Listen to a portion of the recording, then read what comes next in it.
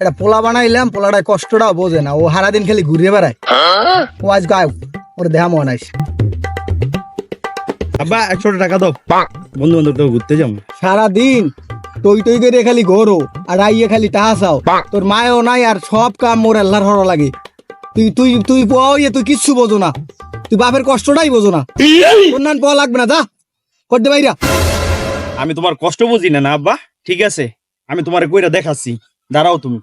পোলাটায় মনে হয় এবার মনে হয় কিছু একটা করে দেখাইবে, বাপের কষ্টটা মনে হয় বোঝে পোলাটায়, ভালোই হইবে হেলে।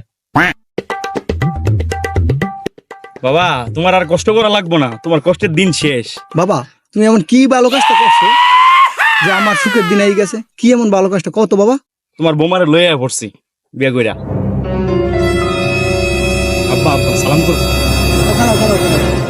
মাইন্ডের কই হুদুদি করে ওরে আন পর্যন্ত পয় নাই 15 বছর, তুই এর মধ্যে বিয়ে হলে কি কি কও কি তুই? হ্যাঁ?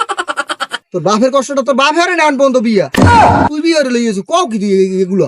কি কও তুমি বিয়ে করো না? তুমি বিয়ে না করলে আমি হইছি কত? বিয়ে করছি আরো 12 বছর আগে, হ্যাঁ মনে আছে? হ্যাঁ তো ভুলিয়ে গেছি।